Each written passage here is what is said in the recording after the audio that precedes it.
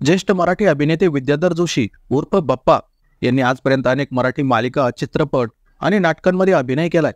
पण आयुष्यात सगळं काही व्यवस्थित सुरू असताना अचानक त्यांना खूप गंभीर आजाराचं निदान झालं आणि यामुळे काही दिवसांपासून ते अभिनय क्षेत्रापासून दूर होते.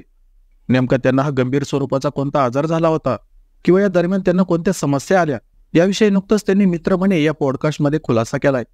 यात अभिनेते विद्याधर जोशी म्हणाले की या आजाराच्या सुरुवातीच्या दिवसात जेव्हा मला काहीच माहीत नव्हतं तेव्हा व्यायाम करताना किंवा इमारतीचे मजले चढताना मला नेहमीपेक्षा जास्त थकवा जाणवत होता.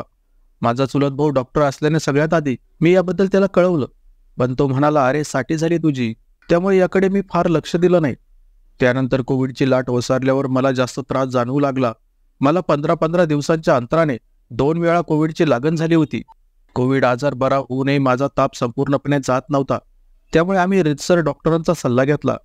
माझं सिटी स्कॅन करण्यात आलं आणि त्यात डॉक्टरांना फुफ्फुसावर जखमा झाल्याचं दिसून आलं. या काळात पुण्याच्या एका डॉक्टरने हा कोविडचा पॅच नसून हे काहीतरी वेगळं दिसतंय असं मला सांगितलं. त्या काळात सुरुवातीपेक्षा मला आणखीन मोठ्या प्रमाणात दम आणि थकवा लागत होता. शेवटी आम्ही भाटिया रुग्णालयातील डॉक्टर सुजित राजन यांच्याकडे गेलो. त्यांनी मला तपासून पुन्हा लंग्स फायब्रोसिस झालाय असं सांगितलं. इंटरस्टिशियल लंग डिसीज ILD असं माझ्या आजाराचं संपूर्ण नाव होतं.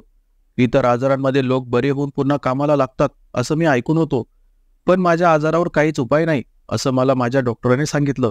याशिवाय यावर काही औषध नाही आणि हा आजार आपल्याला थांबवताही येत नाही. डॉक्टरांनी उपाय नाही हे सांगितल्यावर आम्ही थोडेसे घाबरलो. तरी हरकत नाही एवढं मी म्हणालो. पहिल्या तपासणीत माझं फुफ्फुस जवळपास 13% निकामी झालं होतं आणि पुढे तुमचं फुफ्फुस आणखी निकामी होईल याची कल्पना मला देण्यात आली होती. हळूहळू डॉक्टरांशी सगळी चर्चा केल्यावर मला या आजाराबद्दल सगळी माहिती मिळाली होती. मनाची तयारी करून मी वैयक्तिक आयुष्यात उभारी घेतली होती. पण हळूहळू गोष्टी फार बिकट झाल्या. माझा त्रास वाढू लागला. तो त्रास खरंच शब्दात सांगता येणार नाही. शेवटी आम्हाला डॉक्टरांनी फुफ्फुसांचं प्रत्यारोपण करणं हा शेवटचा उपाय आहे असं सांगितलं.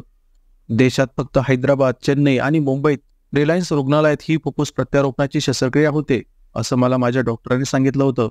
यानंतर मला कुणीतरी अवधूत गुप्तेच्या जवळच्या नातेवाईकांमध्ये ही शस्त्रक्रिया झाल्याचं सांगितलं. अवधूतने फोनवर मला याचं गांभीर्य, ही शस्त्रक्रिया नेमकी काय आहेत याची माहिती दिली. तसंच यासाठी खूप पैसे लागतात असंही त्याने सांगितलं. त्याच्याकडून खर्चाची आकडेवारी ऐकल्यावर मी पत्नीला, अगं मी एवढे पैसे या वयात खर्च करून काय करणार असंही म्हटलं होतं. त्यामुळे पुढचं सगळं आर्थिक नियोजन माझ्या कुटुंबियांनी बघितलं. 15 डिसेंबर नंतर साधारण 19 तारखेला आम्ही पत्नीच्या भावाच्या घरी गोरेगावला राहायला गेलो. तेव्हा माझी मनस्थिती खूप नाजूक झाली होती. तेव्हा माझं फुफ्फुस 43% निकामी झालं होतं. सकाळी ब्रश केल्यावर दम लागायचा. स्वच्छतागृहात जाऊन आल्यावर अवस्था प्रचंड वाईट व्हायची. काही दिवसांनी मला टॉयलेटमध्ये ऑक्सिजन कॉन्सन्ट्रेटर घेऊन जावं लागायचं. तरी त्रास कमी होत नव्हता. नियोजनानुसार मला 5 जानेवारीला रुग्णालयात दाखल व्हायचं होतं. पण 31 डिसेंबरच्या रात्री त्रास भयंकर बळावला आणि मी बायकोला रुग्णवाहिका मागव असं सांगितलं. 3 पावलं चालून मी खाली पडलो. माझ्यात जराही त्राण उरला नव्हता.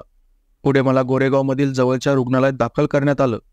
2 जानेवारीला मला रिलायन्स रुग्णालयात बेड मिळाला आणि आम्ही तेथे शिफ्ट झालो. यानंतरची पुढील माहिती अभिनेते विद्याधर जोशी यांच्या पत्नी वैशाली जोशी यांनी सांगितले आहेत. यात वैशाली म्हणाल्या की मला डॉक्टरांची टीम भेटली आणि त्यांनी मला याला व्हेंटिलेटरवर ठेवावं लागेल असं सांगितलं. मला सुरुवातीला काहीच समजत नव्हतं. हळूहळू त्याला व्हेंटिलेटर सुद्धा पुरत नव्हतं. अशा वेळी मला डॉक्टरांनी तुम्ही प्रत्यारोपण करणार का असं विचारलं. मी होकार कळवून सगळी प्रक्रिया पूर्ण केली. त्या ECMO मशीनचा 1 दिवसाचा खर्च 1 लाख वगैरे होता. 4 जानेवारी ते 12 जानेवारीपर्यंत हा त्या मशीनवर होता. फुफ्फुस मिळाल्यावर याला रात्री 11:30 वाजता शस्त्रक्रिया करण्यासाठी आत घेतलं. बरोबर रात्री 3:30ला ऑपरेशन सुरू झालं. ते दुसऱ्या दिवशी 1 ते 1:30 वाजता त्याला बाहेर आणलं. 72 तासांनी मी त्याला हाक मारली तेव्हा तो शुद्धीवर आला, अशी माहिती वैशाली जोशी यांनी दिली आहे. अभिनेते विद्याधर जोशी आता या आजारातून सावरत आहेत. आता ते नैसर्गिक श्वास घेऊ शकतात. त्यांच्या प्रकृतीत आता पूर्वीपेक्षा चांगली सुधारणा आहेत.